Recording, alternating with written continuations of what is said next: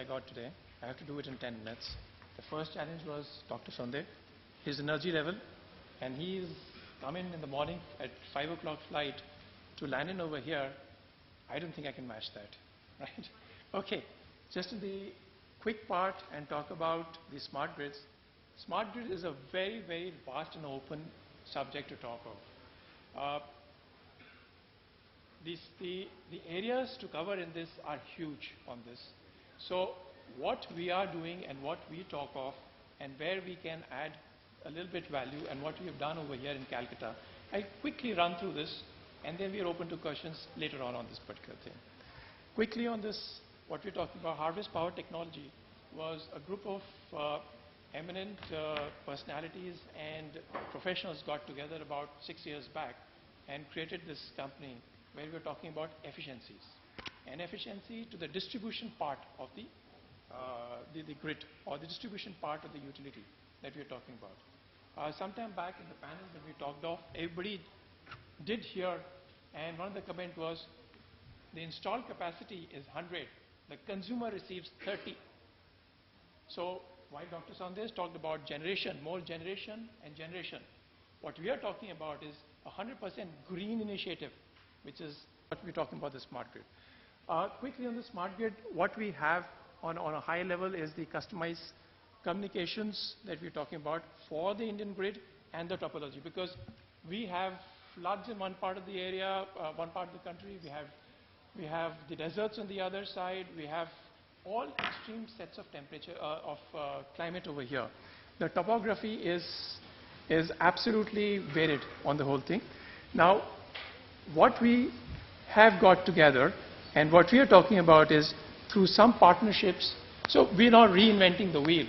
We're taking some things from the partners and converting the same thing itself to suit to the Indian environments itself. Few of the things which are very, very important. One is open architecture.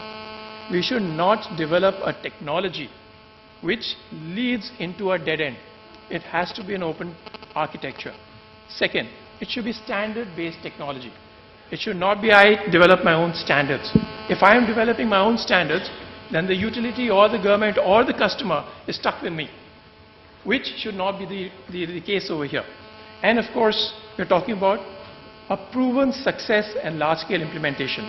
Quickly to run through on these are few of the customers that across the world that have gone through with certain of the technologies that we are talking about over here. So we're talking about 200 plus customers globally.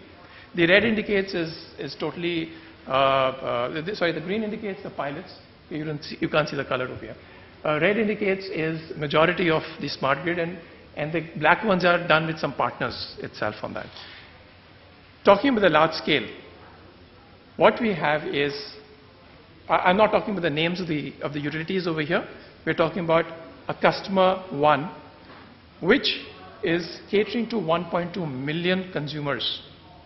The area we are talking about is 900,000 kilometers. So just to give a perspective, 900,000 kilometers is 1/3 of the country, India itself we're talking about. In this varied environment, we are talking about a very, very dense urban culture, and of course the rural part that we are talking about over here itself. Typically, these particular solutions is not something that is born from the ground up. The utility already has its legacy systems that is there. I don't know if you can see my mouse, yeah. This is the legacy system which is already there itself on that. What we have done is implemented our system, integrated the systems already existing over there with the systems that came in with what we bought in, and produced something which became a smart grid part. Few other things to notice over here is we're talking about a 2.4 gigahertz, a NAN, a Zigbee. It is an unlicensed band. And there are a lot of companies which are talking about a licensed band. Right now, we're talking about 900 megahertz. The frequency is good. It is far-fetching. It can penetrate wall and is more effective. But then, in the end, you end up paying a lot of cost as operations cost, as cost paid out to the government itself. So the maintenance and the operations on the standards as we're talking about is 2.4, or on the, this is on the NAN side, on the neighborhood area network, and the same thing on the WAN side is 500 gigahertz. Sorry, 5 gigahertz on that part. So here in this particular customer, we did add on the AMI enabled 330 megawatts of renewable energy spread out at different places, so that this smart grid enabled it to come in over here. Quickly on to the second customer. The second customer, just the back side, the 2G, 3G, 4G cellular is a private operator. So this is through public networks. However, the other one, the second customer said, I want to own my communication system end to end. I don't want to rely on anybody. So this is here we are talking about a LAN, a NAN, a WAN. And these are all based on open architecture. So this system can actually take whatever communications we want end to end from one place to the other place on that. This is the second customer where we're talking about close to about 650,000 customers on that. So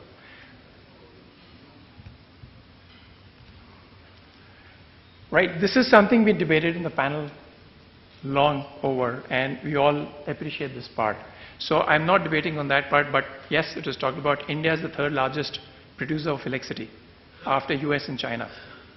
But still the supply gap, the supply demand gap is as high as about close to about 54,000 million units. Not to spend too much time on this particular thing, the demand is going up as already been talked over here. To meet the demand, we need to either produce more, or what is getting lost is to save that itself on that part. This is directly linked to the growth or the GDP that we're talking about of the area itself. If the GDP needs to grow, the state needs to go ahead, we need to evolve and have a balance of production and savings itself on the losses itself. So if we look back and say, what is this that we are talking about on the grids available today? So we are talking about inefficient, uncontrolled, overloaded grids of yesterday. I mean, yes, there are parts which have been taken over by RAP, DRP. There is some kind of development that's happened in.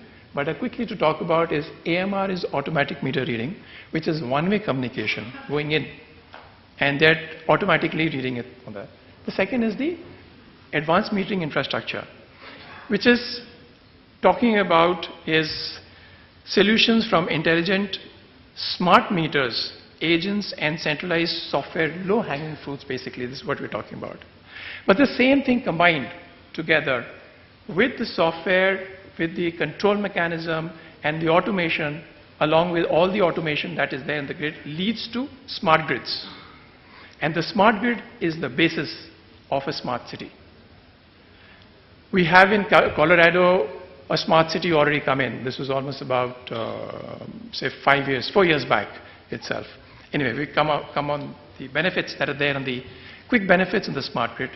While these are the three things that everybody just looks at quickly when you talk about the smart grid, because these are monetizable and talk about AT&C losses. However, the energy accounting also does come in, peak load management, and the demand side management that's been talked over here. This is not the end. This is the starting. And what comes in along with this, which is not monetizable or what is not talked of too much, is the asset management. We are talking about the QS, the quality of service, the outage management, reliability. All these things lead the utility to be more efficient on that. A very important part is alternate energy integration. If you're talking about rooftop solar, how do we integrate into it? Is it that the rooftop, I will only be able to use it in my house, or the rooftop solar, I can send it back to the utility? So these are certain things that are enabled and easier with a smart grid on itself. So like I said in the beginning, quickly to talk of, we have in the whole energy generation, transmission and distribution to the end customer. So from generation to the distribution, end consumer, we have this smart grid which actually comes in from the distribution part, which is there at the bottom part that we're talking about, indicated. However, that integrates very well into the existing SCADA system and integrates backwards completely into even the generation and completely into transmission is whatever that we have as a full grid. So it is to the extent that you want to take the smart grid on and to talk of. Now this is the interesting, also the last slide. We did a case study over here in West Bengal, and this was on a 55,000 consumer base that we have talked of. The 55,000 consumer base in WBSEDCL area consumed about 140 million units annually. So we're talking about annual about 200 units a household, a typical householder annual a month. Now when we actually look at only the AT&C losses reduction over here, which was at that point of time when it was done, was 20% to about 8.7%, gave about 350 crores in 15 years time frame. Now let's hold on to that. There are other advantages that come in, and that is all those advantages, savings accrued in that is another about 300 crores. The same thing when you scale it up into a million, it talks about close to about 12,000 crores in the same period. 12,000 crores in the same period, who takes it away? The utility? No. If you actually calculate backwards, on an average becomes 800 crores a year. And if we are talking about reduction of the cost of generation, this reduction is from the efficiency on the distribution, which will help lower the cost of the power that you pay for. So this is where I leave it on, and I'll invite the questions later on this particular thing. Thank you. Thank you, Abhay. Thank you very much for this presentation on Smart Grid. Very informative. We go back to academia now. It's such a shame that this is the last session of, it's very important, but it's still the last session. And going into fundamental research on the energy scenario, this is something I think we should all look forward to. We have two very eminent professors with us this afternoon. We have Dr. Sudipto De, Professor Mechanical Engineering, Jadavpur University, and Dr. B.K. Chaudhary, Professor, Department of Energy Management, Indian Institute of Social Welfare and Business Management. May I now request Dr. Sudipto De to please talk about what I understand, sustainable power, some facts, some confusion. Dr. De. So after 2 days almost presentation by many renowned speakers, I'm just having some 10 minutes. I don't want to go into much of technical issues of my academic research, everything. I'll skip some of my part, but I'll just put that part, which at the end of the conclave, some message or some confusions I take home, and on the basis of certain facts. Let's see. This is one statement by one of my senior colleagues. Teaching is transfer of ignorance from one to many. Yes, it sometimes happens. Maybe the teacher is that one and many are the students. And seminar is transfer of confusion from one to many, maybe from the speaker to the others. So what I conclude at the end of the conclave, I'm going into certain issues. After two statements, let's go for two pictures. This is one very, wealthy family. They are in the evening is enjoying. All gadgets they are using require power. So the source may be mostly fossil fuel based power. And what is the effect? Not this particular animal. Maybe we will be in this situation sometimes.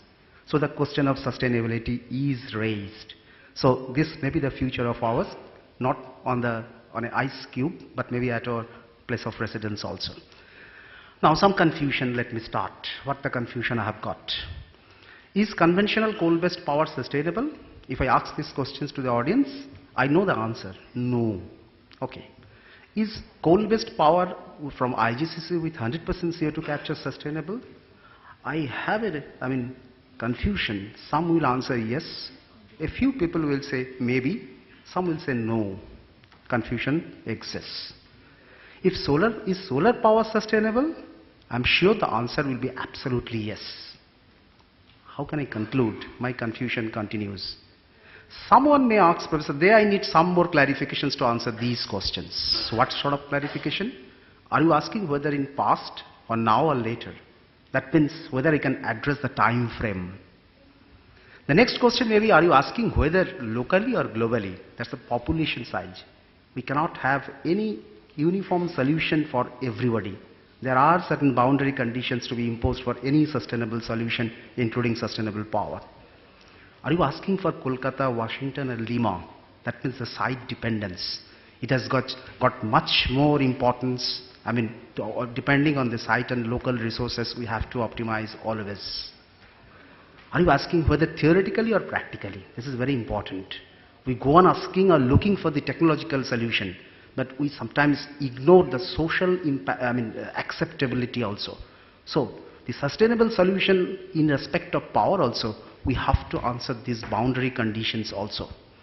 Then, how do you define sustainable power? I believe that there is no such formal definition of sustainable power at all. It's a concept. There was originally a definition of sustainability, and we have extended that to, for our convenience, into a buzzword, that is the sustainable power. So this original sustainability definition, all of you most probably know. That was in United Nations in 1987. It was defined something like this. So this basic concept has been extended to the definition of the sustainable power. To the extrapolation to the sustainable power concept is something like this. Those power that are not depleted, at least substantially, by continuous use, the use of which causes no environmental degradation, at least not substantial. Everywhere there is a small imposition of condition also, the use of which has no health hazard or social injustice, at least. Yesterday also we have observed the presentation, or rather the speech by Mrs. Medha Patkar. We know that that is very important. But still, sometimes we forget to address the political feasibility, any other future vulnerability, and maybe some other more issues that is beyond my knowledge or imagination. So we have to address these issues. So it's not that, we can define it like a mathematical solution sort of thing. Now I'm coming to some facts. 19th and 20th century saw a massive development through industrial revolution. Main source of energy in that period is the fossil fuel. So may I conclude, it is my confusion, I'm not stating anything. Was the fossil fuel-based power sustainable during that period? Does it continue to be the same if used with proper technology? Principally the environment friendliness. That's the most important allegation against the fossil power. But think about, the fossil fuel supply is more standardized. So the technology is also matured. So it's not that always any fossil fuel-based power is not sustainable. We have to think over that and make an optimum balance. Then another fact, nuclear power is virtually inexhaustible. We can go on having our power supply with it. Confusion. So is it sustainable? After all, it is CO2 free. There is no carbon dioxide emission. Much longer time frame. And then only challenge is the safety issue. Technological challenge, we have to address this issue. So finally, can I just conclude that principally due to the social or political innovations, it's not a statement of fact. It's another confusion. I'm just putting it to the audience. Number 3, renewable power initiative is substantial. But I'm not putting the percentage because renewable includes so many things and the actual percentage may be confusing. But it's not very substantial till date. So my confusion is again, is this the only visible option? Renewable includes different options. Should we always speak about different renewable options separately? Because sometimes speaking about renewable confuses the people. So never renewable power as a whole we should speak. We should speak about the different possible options of renewable. More effort should be for the renewable CO2 free or CO2 free fossil power. This is another confusion I have, because unless we have a smooth transition from the fossil power to the renewable power, and in between we need the CO2-free fossil power also, that technology development. Now, the saving of 1 unit of power is always better than generating 1 unit. That's the statement we know, we believe that's the fact. So the confusion is the best sustainable power is not at all any power. That means, is power saving either by efficiency increase or by demand side management is the most favorable option equivalent to sustainable power? And should there be more investment in research and development on demand side management and energy efficiency? I just put this question again to the audience. I think the summing up, can I come to this? To improve technologies for harnessing the fossil and nuclear power, this should be used with much lower environmental and social impacts. It's compulsion. During transition, we have to do till we can achieve the full renewable power stage. To develop and deploy renewable power on a much wider scale, obvious option. If we can reach that, that's good. But there is no definite time frame for that. To make major improvements in the efficiency and energy conversion, I don't know. Maybe that is one of the best possible options till we have not explored it much. However, these recommendations may change in future, so no final recommendation is possible for sustainable power. I think this case studies I may skip because just to have Dr. Odhikari also to say something. Just I am skipping because these are some of the results we have got from our research. And finally, I just want to mention that we have our green earth. There are certain dark clouds over it, but there is a rainbow of hope. Faintly you can see. That's the sustainable research. So we will go for that particular research. Thank you, Professor. Thank you, Professor. You have raised a few very, very pertinent questions which have set us thinking, possibly is going to set the tone for the next conclave. Now I would request Professor B.K. Chaudhary from IIS WBM to please make his presentation on bioenergy use from tradition to transition. Professor Chaudhary. Thank you, sir. And my regards to the chair. Professor Sonde is not here, but other dignitaries on the dais and off the dais. I have many respectable, maybe teachers in many respects amongst us. So I shall try to be very brief. Okay, how this can be? Switch. না এটা এখানে আপনি দেখে নিন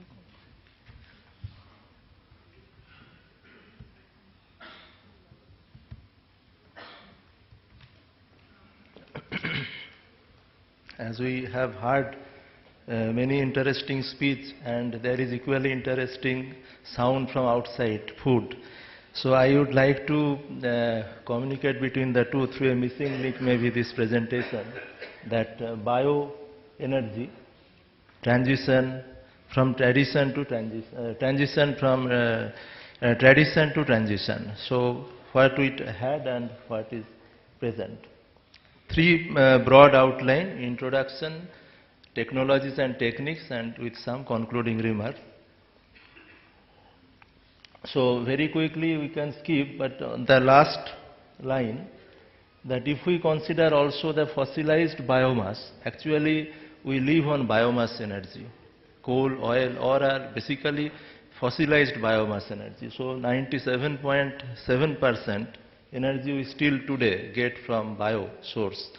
But now we shall talk about the direct biomass, that is in conventional terms. Before that, a quick look about this, because I can skip also, just to mention that the present civilization that we are using lots of energy that was just triggered by the Industrial Revolution, and so the nature of its triggering attitude, that itself is a big question. The question is here, the widening gap, that whether this triggering is successful or not. Are we living for eating or we eat for living? So biomass obviously is the source of our sustenance. We started using biomass as food from prehistorical time even today, and biomass was traditionally used, is being used for cooking our food, keeping us warm and giving us light at night, providing security against wild. And even today, biomass till 1885 it was the largest source. After industrial revolution, the scenario of course has changed. Even today, it is about 14% of world's primary energy, and in developing countries where 75% population live, 35% comes from biomass. In terms of exajoules and different scenarios. And then what is the present crisis also, my friend Professor De has said, widening gap, dwindling resource and huge bill, more than 700,000 crores of rupees we paid in 11-12 to import oil. That is almost equivalent to our trade deficit, the difference between the import and export. And other issues are all these things, so I shall even skip this one and look into this, that as a possible solution. Number of resources, as days are going by, we are finding more and more bioenergy resources, from wood fuels to agricultural residues to energy crops, urban wastes and gas hydrates. Some professors also mentioned about that. And if we use also some kind of initial calculations, we see that photosynthesis efficiency is being 0.5%. So if we cook, even with cooked based stoves, which are about 60% efficient, cooked stoves, overall efficiency will be about, for cooking by solar cooker about 20%, by biomass 0.3% and by electricity 0.08%, which modern lifestyle we tend to use even electricity for cooking, microwave ovens, induction cookers, but efficiency is going down and down. And there are many programs at government levels have been taken up, at least 4 programs are there, and more than 12, more than a dozen ministry and departments all are involved. And we know that different technologies are upcoming to address those issues, that how you can utilize the resources for our gainful purpose. So one by one, if we quickly go through, for direct combustion, these are the 4 ways we use biomass. And for cooking, the traditional cooking, which calls for about more than 8 lakhs of death because of such cooking practice, particularly rural India. Every year we are losing more than 8 lakhs people, village mothers, because they are exposed to this indoor air pollution. And that the chronic disease, that is many times more than that. Improved chulhas are in place, but still there is a long way to go. But these are the solutions, possible solutions, economically viable. You can see one such system which can use 1 kg of any kind of wood to cook for a family in about an hour. The price is starting at about 3,000 rupees only, and smokeless chulha price is around 50.